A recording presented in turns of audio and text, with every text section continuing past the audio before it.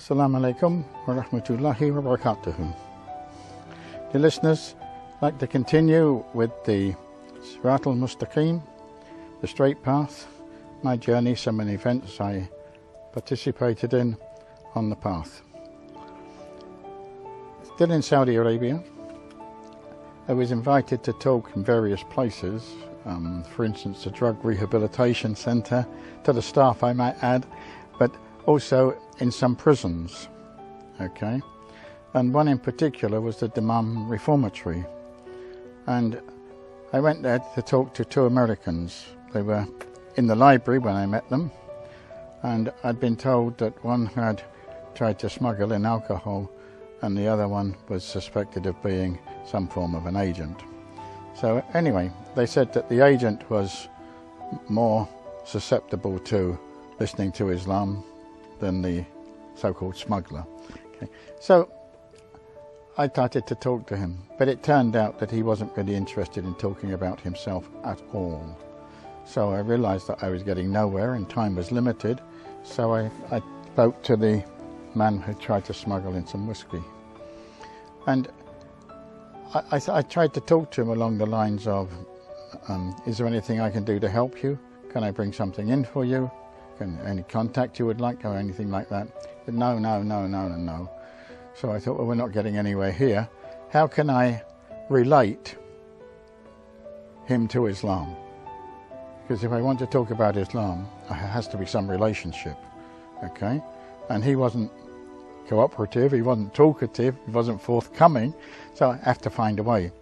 So I thought, well, the environment is Islamic, so why don't I say something about the environment? So I said, how about your guards? How are they treating you? Very well. Is that because they're Muslims? I don't know. Don't know anything about Islam. So we've already got to the topic now. Okay? You see how easy it is. When you don't think you've got a way to talk to a person about the religion, you can find a way very easily. Okay? So then I said to them, well, I can tell you about Islam. I said, is there any question that you have about Islam? He said, if Islam is a religion of peace, why is it that it's the Muslims that are fighting everywhere? I said, that's a good question. Okay. But I said, are the Muslims fighting a war of aggression or not? Are they trying to get something that isn't theirs or not? I said, and what I mean by this is that you have to look at each individual area and find out what were the causes of what is happening in that area, because they vary from place to place. For instance, Palestine is far different from the Sudan, and the Sudan is far different from Chechnya, and so on. He said, let's talk about the Philippines. I said, okay. Now the second thing that Da'is should be aware of is that they only tell the truth, okay? And that's in all information that they give to a person, because if it can be checked that they've told something that's not true, then the person won't believe them at all. And how can you expect someone to change their lifestyle or even modify it if you're not speaking the truth to them? So the areas that I've mentioned I knew something about in some sort of detail, and in particular the Philippines I knew from Norma Sari, who was the leader of the Maroon National Liberation Front in the Philippines, because he was exiled in Saudi Arabia and I'd heard him speak, and he was a university professor of history in his normal life. So I'd got some knowledge that was in actual fact I think not only truthful but very good. So I spoke about the Philippines and I mentioned what had happened and how things had developed there. And when I finished, the man turned around to me and he said, I didn't know that side of it, he said, but what you don't know is, he said, I'm married to a Filipina. His wife was from the Philippines. So he was checking what I was saying against what he knew. And then the brothers turned up and said, we have to go. And he said, can I get a Quran to read? And I said, the brothers will bring one in for you, inshallah.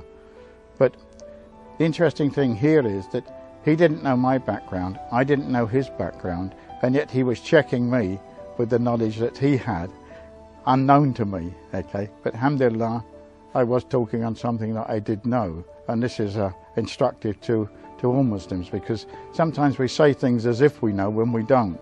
And of course the internet is so easy to get information out of it that we're all experts on all information. When I first came to Islam and I was in the mosque, I used to say to some of the brothers there, explain such and such to me. No, I can't explain it to you. Why not? I might tell you wrong, and I don't want the responsibility.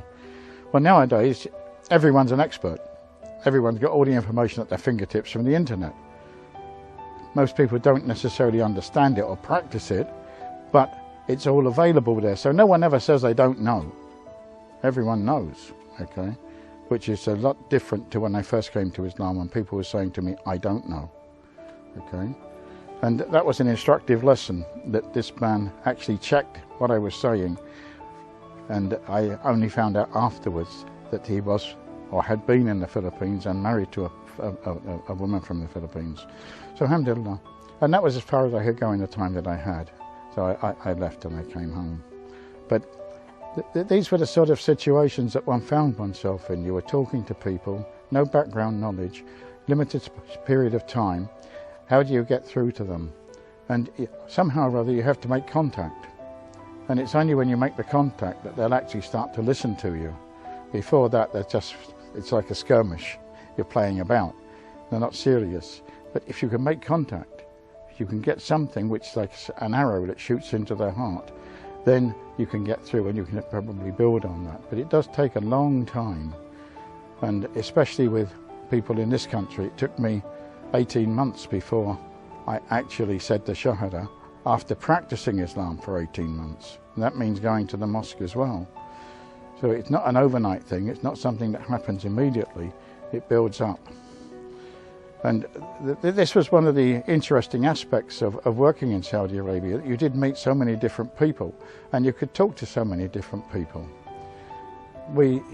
I used to be invited to talk in the call and guidance offices quite often, and also in some companies. And although people may not accept Islam, at least you're given some information about Islam. And Dawah is not necessarily bringing people to Islam, it is an exchange of information. You're trying to correct misapprehensions, misunderstandings, whatever, even what the media has put out. And if people are willing to listen to that, then alhamdulillah. They don't have to become Muslim just because you're talking to them. Allah will decide that, not you. So that's the sort of thing that was happening. And this went on and on throughout my life in Saudi, and I talked many times in so many places and was very active. And then I left Saudi and came back to the UK.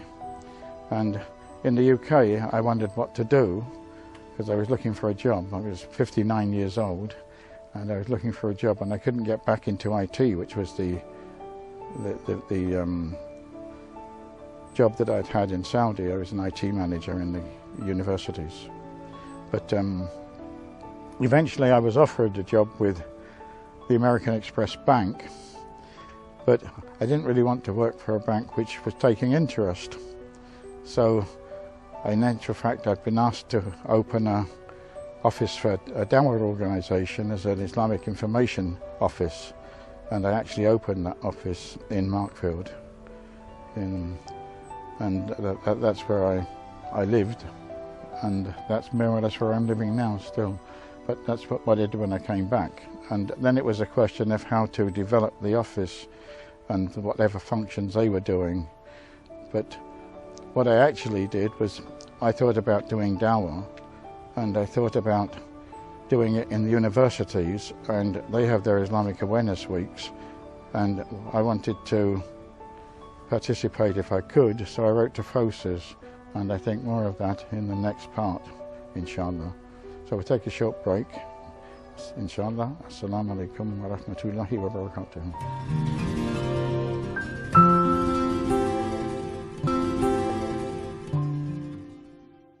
Assalamu alaikum wa rahmatullahi wa barakatuh. Continuing Sirat al-Mustaqim, the straight path, the story of my journey in Islam, and a few events that happened to me as I travelled that path. Now talking about coming back to the UK and that I didn't have a job and what to do, and I opened an office on behalf of a Daud organisation in Markfield, and that's what questions of what to do in the office. You can sit in an office and do nothing, but that's not what I wanted to do. So how to do Daud. And I thought about this for some time, and I came to the conclusion that it's the young people that have the most interaction with non-Muslims.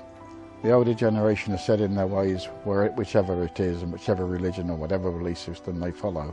So that wasn't of interest to me really, and I didn't want to try to get involved in talking to mosque committees and so on and so forth, because I'd rather talk to the students in the universities.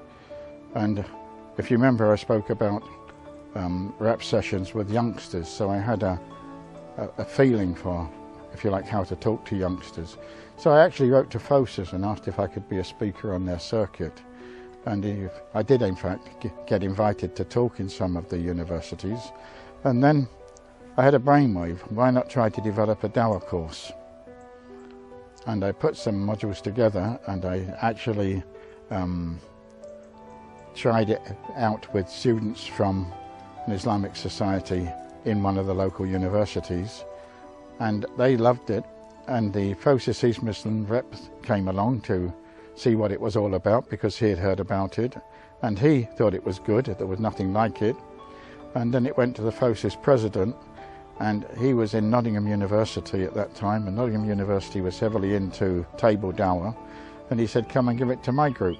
So I did, my wife as well, and they actually loved it. They said it gave them continuity. Instead of the table Daud just being answering one question and moving on, they learnt how to talk and hold a conversation and a discussion. So they were very happy with it. And alhamdulillah, FOSIS, I won't say adopted it, but it became part and parcel of just giving a Daud course in the university before their Islamic Awareness Weeks, so that the students were trained how to actually do Daud. And that led on to even bigger and better things. For instance, Leeds University, which is one of the biggest universities in the UK, they used to invite us for the week, for the Islamic Awareness Week. In the first phase we gave a Daud course over the weekend, and then we would attend the exhibition during the day and talk to the people who had difficult questions. In the evenings they would share the lectures, and in some cases actually give a lecture or fill in for a lecturer, or just give some sort of general discussion or talk like I'm doing now. So alhamdulillah, that went down very well, and we did that with Leeds University for something like 5 years. So of course then you lose touch with the students, and they're probably fed up with seeing the same faces day in and day out for a while. So we actually lost touch, and then my wife's health failed and we had to stop travelling, and she was still running some courses from home, but then I was doing 1 or 2 Daud courses on my own, which was not quite so easy. Separate the sisters from the brothers, it was not quite so easy to do. But anyway, we managed something, alhamdulillah. And one of the big events that we did was with the Al Maktoum Institute up in Dundee. The person phoned me up and asked me if I could give a Daud course there, and I said yes, and we agreed terms. I only charged travelling expenses basically. And we went up there, and I don't know if there was something like 85 people, but they wanted to have the imams and the lecturers all give talks, and there wasn't time for all that in a one-day course, because it's really the interaction with the students that's the critical part. So they said I have to give them a little bit of theory first, which takes about an hour, and then we want 3 workshops, which is nominally something like 3 hours. So you've got a 4-hour course, you've got prayer times, you've got stretch breaks or breaks as well. You're probably up to about 5 or 6 hours just on the content which I want. And they wanted to put on something like 3 or 4 speakers, or maybe more, for 45 minutes each. There wasn't time for all that. I said, you make it a 3-day course, you can do that. They said, no, we'll listen to what you're saying and we'll learn from you. So alhamdulillah, that's what happened, and the Daud course was the most important part. But with 85 students, it's still not easy. How do you handle them? You can't do it one-on-one. So what I did was I had people out front, like role models, talking about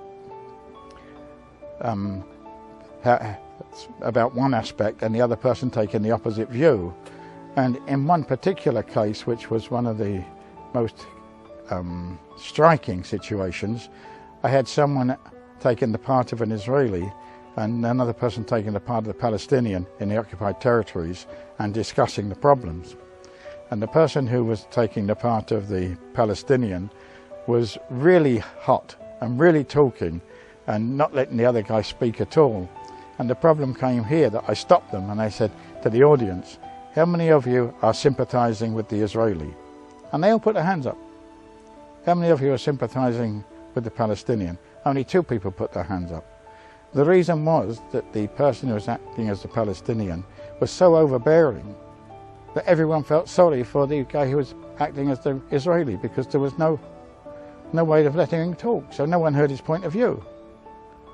And I said to them, this is what happens when you have a discussion and other people are listening who may be non-committed one way or the other, but if you're overbearing, you will push them into the side that you don't want them to be in, and you have to be aware of that. And of course the faculty members that were watching this, they understood this, and I think they took it on board, because it's a serious point. Sometimes we get so excited or so emotional when we talk that we don't let the other person have a say. And who are we convincing? We're not convincing anyone. There's no rationale to what we're doing. And if the other guy can't express his point of view, how are you going to learn anything or listen to anything? You don't, you know. So that's a serious case that you have to be careful. But alhamdulillah, the whole thing went very well, and I met some of the people at other Dawah courses who had told me that they attended that particular course and it had gone well. And they showed us around the institute the next day, alhamdulillah. So we had a good time. And there were other universities that we went to, and also in London, instead of having representatives from each university, instead of us talking to each university, they had 2 representatives from the universities in London attend the course that we were running, so that we only had to put it on once, not to every university. That was better for them, it's better for us. The people that got trained, they could go back to their own universities and train their workers for their Islamic Awareness Week, alhamdulillah. So this went on quite a lot and for some time, and we had a good time because we met so many people, so many students, and we got on very well with all of them, alhamdulillah.